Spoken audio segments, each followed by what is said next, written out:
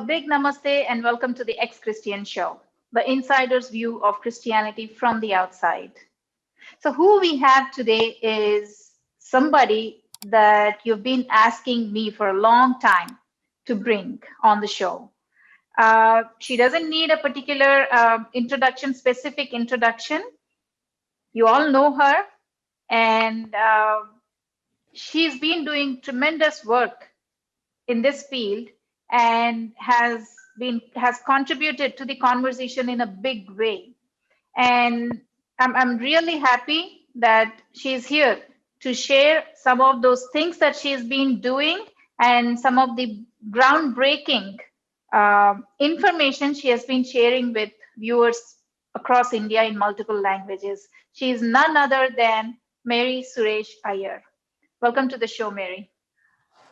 Thank you so much for having me. That's been a brilliant introduction. I hope I live up to that introduction of yours.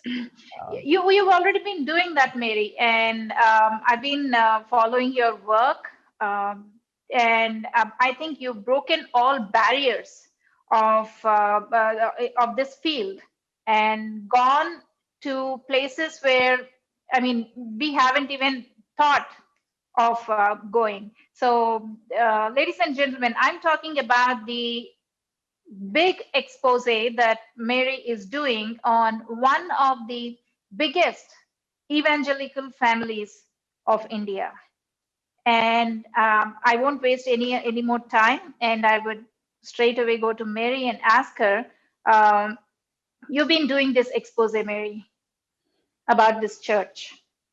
Um, One of the 400 centers of which your father pastors has been pastoring for a long time now and still pastors it. So I want you to go ahead and spell the name of the church and also what prompted you to do an expose on them. Who are they? And what is it that you are bringing out about them? All right. So the name of this church that I've been exposing is Layman's Evangelical Fellowship. It's all in the name. So the word layman catches uh, it should catch the attention of the viewers. So this is a church that basically picks up people from the streets and turns them into the so-called evangelists. Okay, this is an 85-year-old evangelical organization. It grew in the shadows pretty much, and most of what you see today is when after the Britishers have when they decided to leave India after the independence, they kind of found that the traditional churches, the churches that they founded, like the Baptist, CSI, we call them denominational churches. These were the churches that were started during the British time, and they had a very organized structure, and they were centrally managed, and they had theological seminaries and things like that. And what they did was, especially in the rural and even in the big cities, whenever they built a church, they just didn't build a church, they built a church compound.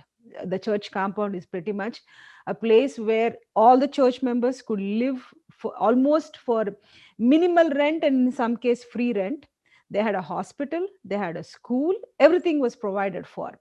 So when if you got a spot to live in this church compound, you pretty much were assured of uh, a certain kind of standard of living. But to the evangelist or the missionary propaganda, this arrangement was not was something that actually was counterproductive, because now everything is provided for. So these people going out to do more outreach work, they didn't have any motivation to do that because they had what they needed. So when this at the tail end of their evangelizing process in the India, that's when the Britishers realized, before they were leaving, that the churches that we have right now are not able to take the cause forward, and without our supervision, it's going to fall apart even more. So they quickly decided that they have to start another round of churches. And what they did was they picked up people from these, they call them dead churches by then. They picked up a few people from these churches, somewhat dynamic, a little bit more educated, and then they use them to go and revive the dead churches, so that now you have a new group of an evangelical church. Now, the problem with this was they took one man and made him a hero. So, this one man who was made a hero, he was so desperate to benchmark himself with this white man. So, his inspiration was that now I'm shoulder to shoulder with this white person. So, suddenly, somebody from a remote village, in this case, in Layman's Evangelical Fellowship, he had a very simple job as a school teacher.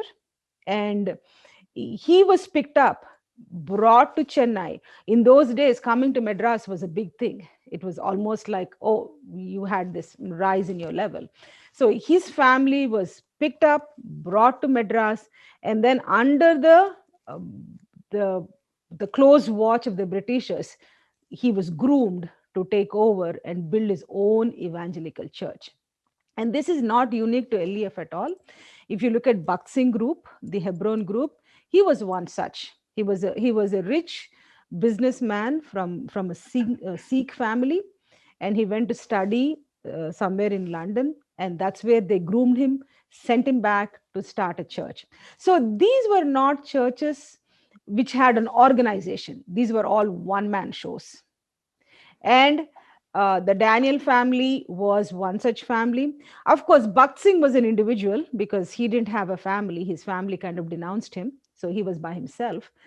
So some empires, even like Paul Dinakaran was one such in Tamil Nadu. And here is a very, very, very interesting thing for the viewers to know. All of these people somehow had to be in Tamil Nadu. Now tell me about that. Okay, at a time when the Aryan invasion theory, Dravidian Aryan theory was being propagated, you had this Periyar government that was atheist. The atheist there was against Christianity. They were not against no, atheists are against Hinduism. Whenever we look at Periyar, those kinds of things, they were in hand with Christians.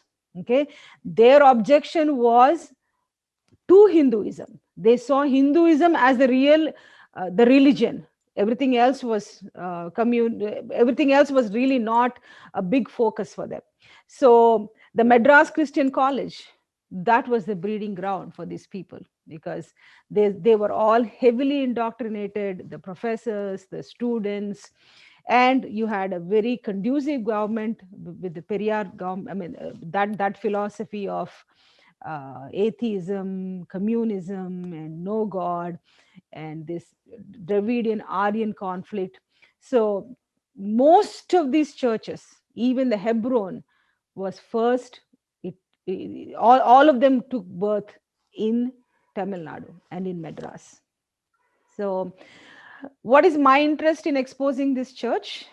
It started off just as a gesture to get my mother. So, Mary, before you go there, I really want to note here that the motivation to start a church in India, especially, is not spiritual, or it's not about Jesus's message or its message of salvation or saving India from, going to hell, or save it from idol worship. So, nothing of this sort is the real motivating factor behind starting a church. Would you agree with that? I mean, in the cases that you just said, that Bakht Singh happened to go to London, and then he saw that when he came back to his people, he could be a leader.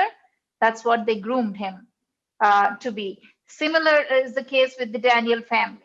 So Dinakaran's family. So these people were attracted to the fact that they could rise to a level with this by getting associated with an evangelical organization, getting groomed under the foreign evangelists. Is See, that what is the motivating yes, factor? yes, there is a fascination um, with being with white skin. Now, let us look at it a little bit more in detail, because this fascination, is it only unique to these so-called aspiring evangelists, or was it part of the pan-India thing? Okay, so we have to look at it like, were only people who espoused to Christianity tried to benchmark themselves with the Britishers or rub shoulders with them? That really is not the case. If you really look at Tamil Nadu, you had lot of people from affluent backgrounds. Okay, that those were the ones we call them brown sahibs. Okay, these were the ones, they were chartered accountants, they worked as estate managers. These were all not from the Christian background. But here is the thing, these people went and worked for Britishers, but they kept their Hindu identity.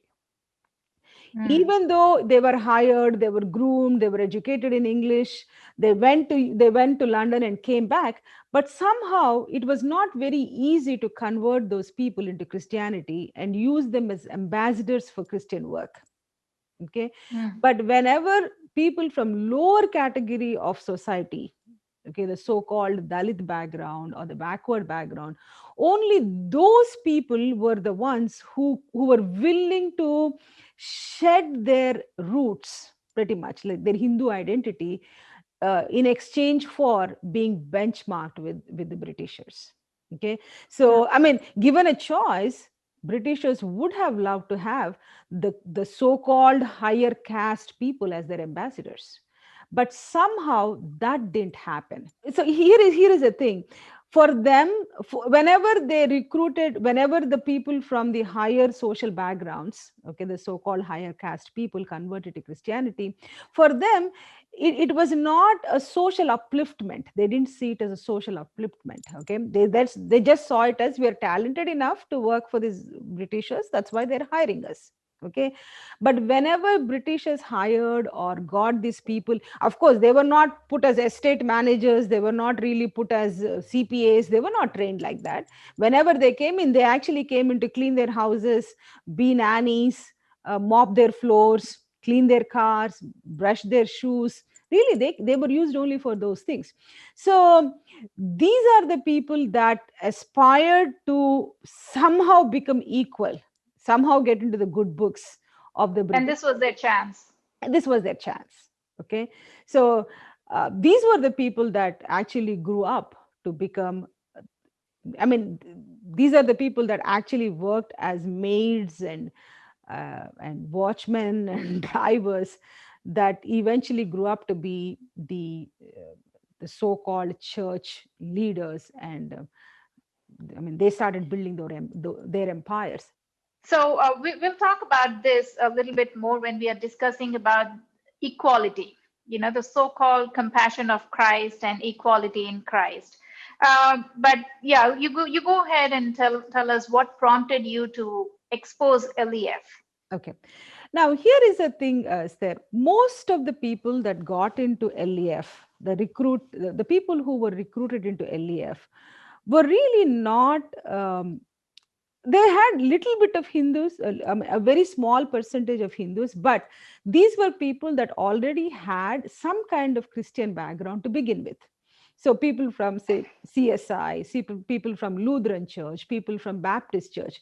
So their parents were, in 2-3 generations ago, they were all Christians. So they kind of got an elite, because those churches were almost looked like the village churches. They didn't have all this English preaching and that kind of elite outlook.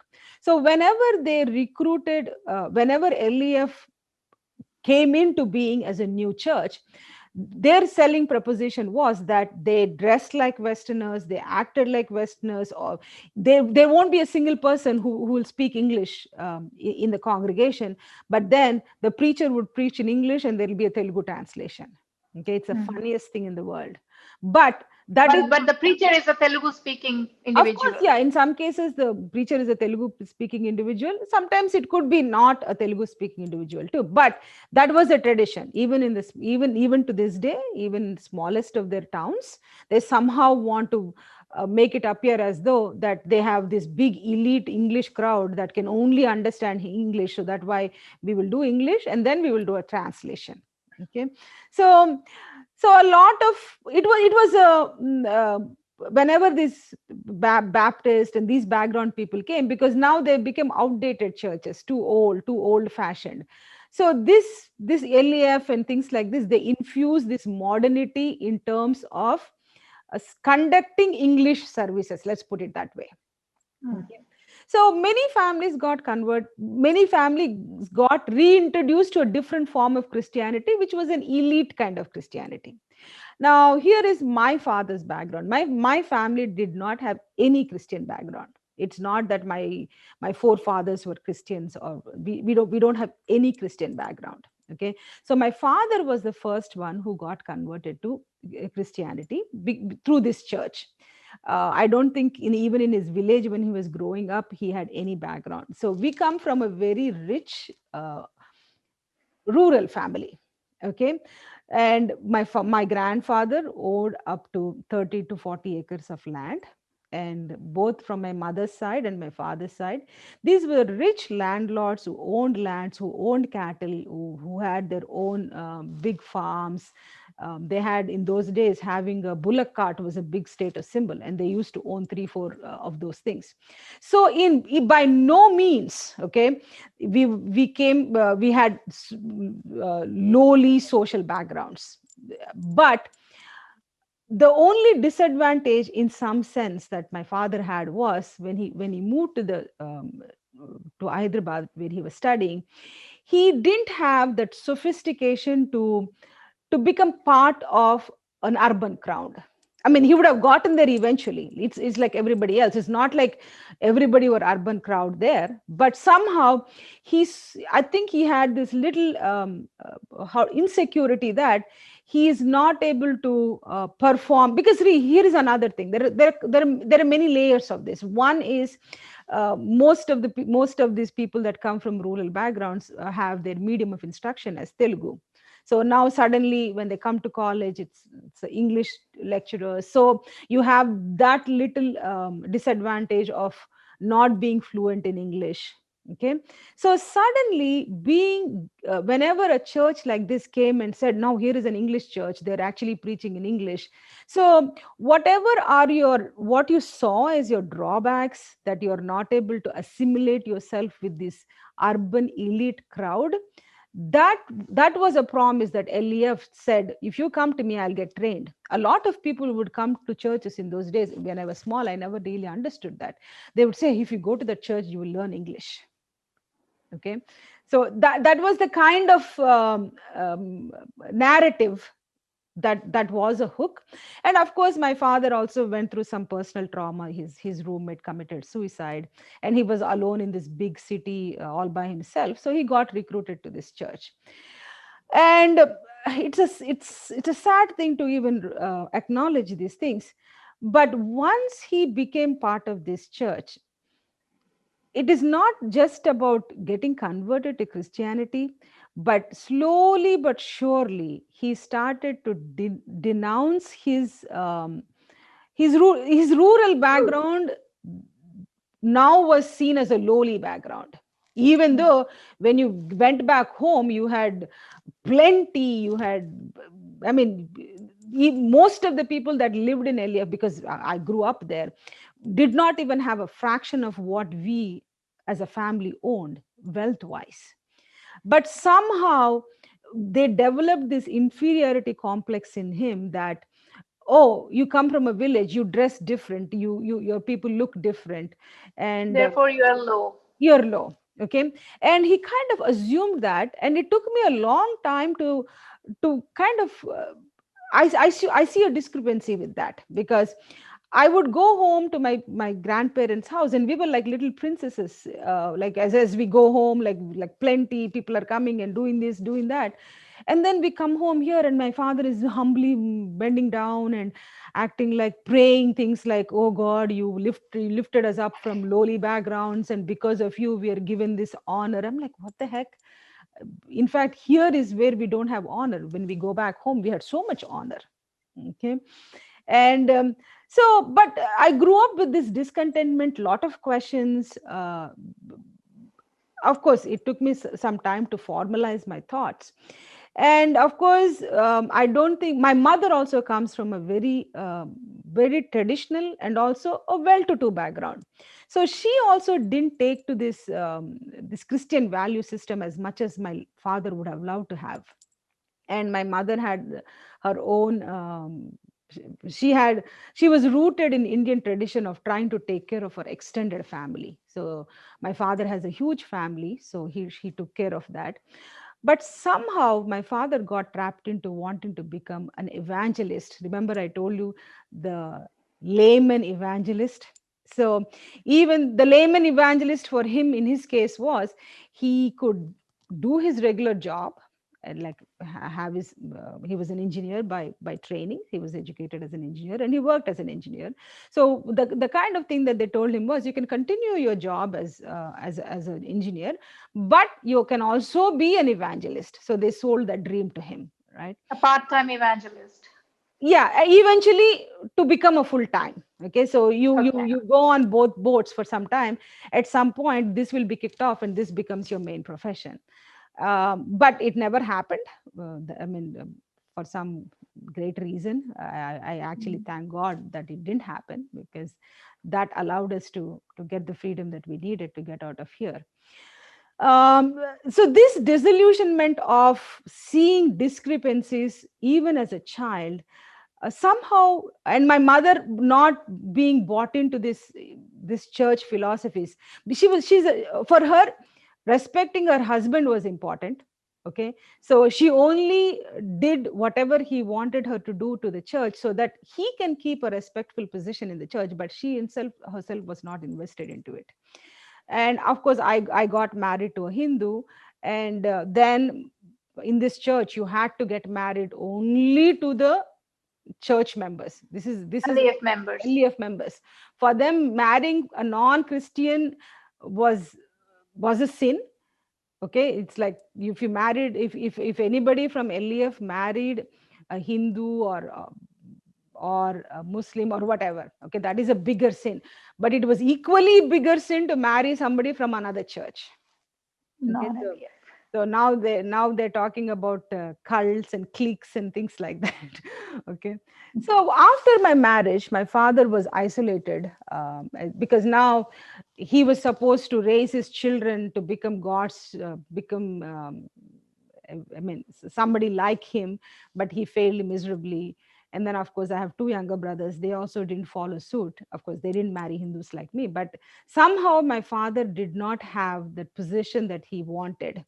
Remember, he was eventually was going to be an engineer, and at some point become this big man in the church who would control his own church, have his own pastoral thing. It never happened. It happened briefly for some time, and right after that I got married. So this was a dream that he had, that he wanted to become an evangelist.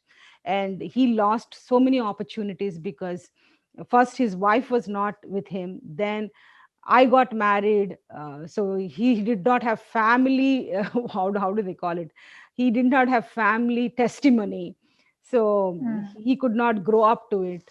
But after he retired, okay, after almost after 10 years after his retirement, they kind of uh, hooked him up.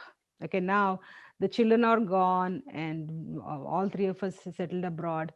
And probably they saw that he was still desperate. It's not, I mean, I could not even say that it is their initiative, but he himself, like, can you give me a center? I always wanted to do it. Can you give me a center?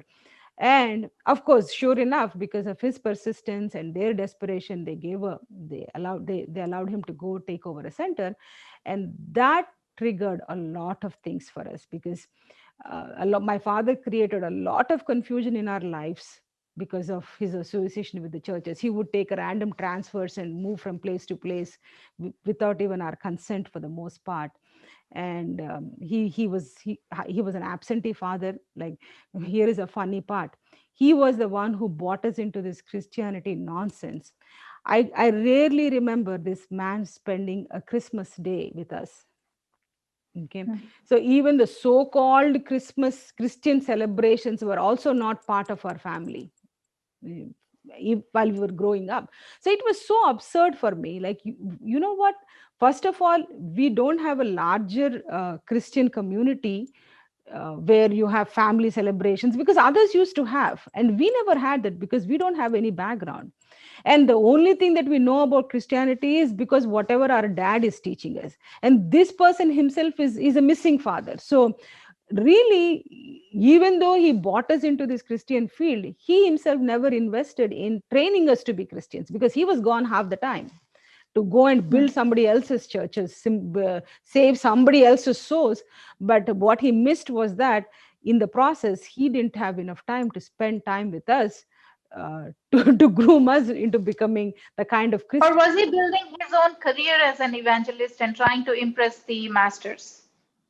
No, I think my father was very invested in the. My father, see, if you really look at these people, most of these people that convert to Christianity, is there, they have a step. Nobody leaves Hindu background and goes to Christianity, especially in the 70s. Their first romance was with communism. Okay. And this idea of equality, this idea that they want to have a utopian society, they were all motivated with Karl Marx, those philosophies. Okay. And a lot of it's not just my father, who some people got converted into Christianity after this journey of going through communism, and some people have become these extreme leftists who keep on in Hindu identity but deny everything about Hinduism. Okay. uh, Mhm. so some people completely denounced Christianity and said, you know what, I want, denounced Hinduism and said, you know what, I want to take on a Christian identity. So in fact, I appreciate them better than those who actually um, keep a Hindu thing but work against the dharma that of the name. Okay. But fortunately, a person like my father said, you know what, I'm done with Hinduism. It's not that they had any Hindu background to begin with, but they somehow, for conversion factors, to say that God saved them, somehow they want to say that we came from this Hindu background. But really, I don't think my grandparents, they had some rituals that they followed in the village. So there was no great lineage of Hinduism to begin with. When some of these people say that we converted to Christianity from Hinduism, what defined them as being Hindus? There's really no benchmark there. Okay. And to get back to where he was, so whenever he took on this new pastorship, I was very upset that these many years we tried to stay away from this, and you're actually retired now. And this is something that mom was never willing to do, because she never wanted to become a pastor's wife and move to a church and become a pastor's wife at any point, much less at this age. And so it actually started off with fighting to say that my mother is not going to move anywhere to become a pastor of a church at this point. Okay. But that triggered a lot of things, because what happened was, to put my father in that place, another family was kicked out. And whenever I led to find out, like, what happened to this family, why was this family kicked out, and it opened a big can of worms of a lot of mismanagement of funds. It all centered around this family was used for 40 years to build this church's organization, and their daughter was sent to their headquarters in Madras to go and work in a school. And there, the financial manager who was taking care of this LEF's complete financial operations, it is a 10,000 crore rich organization. Okay. Corporation. Corporation. That, here is a good part. The Daniel family was so fascinated with the American dream that 30 years ago they left the shores of India. And even though they left the shores of India for 30 plus years, Joshua Daniel still managed to be a household name in India as the face of this organization. And he Here, managed. here is an interesting thing, Mary. I really want to note this. A lot of evangelists of that period, the 70s, early 80s, whoever started these organizations, somehow they became evangelists because God was calling them to save India. Turns out that none of them stayed in India. Correct, correct. Yes, They left the shores as soon as they were able to. yes, yes. This is a So if God had called them to serve in a country, how does that person go away? Did God call them away from that country at that point? So well, this is a very important question and surprises me every time I come across a new incident like this. Like talk about Ravi Zacharias. I think now Paul Dinakaran has yes, gone to settle abroad. yes. So I mean there are other evangelical families. I think even the Komnapalis, the Mana Church, Komnapalis. Mm-hmm. Small size, big size, doesn't matter the size of the evangelical corporation or the conversion mills. The moment they were able to leave India, they did. They took the opportunity and they did. Yes, and and they raised. Here is the thing that they did, right? They moved the families there. The children were growing up there, but then he himself, I mean, especially in Joshua Daniel's case, I know that because he would come frequently travel, and then here is an important part: the narrative that they created. Okay, this man of God is leaving his family and coming and serving us. I mean, it just beats you. First of all, Leaving a good lifestyle, good quality of life behind, and coming to live in this poor quality of life correct. In in India. India Yeah. for the sake of the Lord and because He cares for the souls of India. And you know That's the what? narrative they create. Yes, sir, that is a very interesting thing. You know what they would do? Just like the Britishers who left the comfort of the foreign land, how they came and struggled for the Lord in this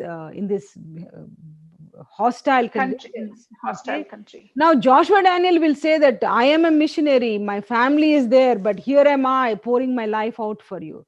That is the biggest nonsense you will see. First of all, you build this organization based on these many people. It is their money you looted and moved to the US to go In and fact, it's the same dirt. If he calls this dirt, it's the same dirt that he came out of, right? right, right, yes, yes. And then The dirt that he's referring to, that's the same dirt he came out of. absolutely, absolutely. And then suddenly they are the missionaries that are now coming and toiling for the Lord with the hardships in India. So was that the narrative created?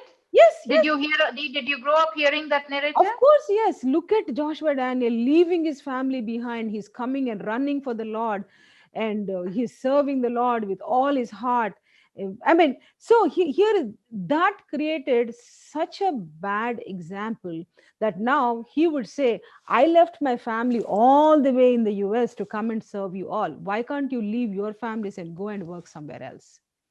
Every Sunday morning, Okay. if you want to go to another town to work, why is your family bothering you? I'm coming, I have left my family 10,000 miles away to come and serve you all here. So you have to rise up to serve the Lord just like I'm doing. And all I'm asking you to go to another town just few hundred kilometers away, and you're complaining. Right. What are you doing for the Lord? That is the kind of narrative that they created. Okay. So you started investigating that there was this family who your father replaced, and that family was serving the organization for the past 40 years, Mhm. and they were uprooted from their position just to fill your dad in there, So here is what to happened, right? fill your A dad's person like my aspiration. father was a good catch because he was a retiree. He did not need any money from them. The families that have served for a long time, they still financially dependent on this organization. So they were getting old. They were kind of getting useless. So they got so greedy that even the little money that they spent on these people, they didn't want to spend anymore. So a person like my father was a good catch because now he not only doesn't require money. Now he has three children living abroad. If he wants, he will give you some more. So he was a good True. catch at that time. Okay. So at the end of all of this, even though my father was hoodwinking us, telling us that I'm doing God's work and why are you all bothering me like this, I looked at the finances of it. I never looked at church and its business and anything. I only looked at it as people controlling, these church leaders controlling others' lives. But this particular incident helped me to dig into the finances of this church. And that's when a lot of questions that I had as a child that were in the back burner, like, you know what, I left this church, why do I worry about it? Then I looked at the with a fresh set of eyes, like, how is my father managing this money? How is he collecting this money from these people? And my mother used to say that, yeah, how will, because every time I said, dad has to get out, we can't do this, this is not for you all. My mom would say, why would they leave dad, ma? They won't, because every month he sends 50,000 rupees. He has a group of 100 people that he has in a church. I'm like, what? 50,000 rupees is a lot of money in India, and he's sending 50,000 rupees every month. And how is he collecting this money? Is he giving receipts? And those kinds of things I started digging.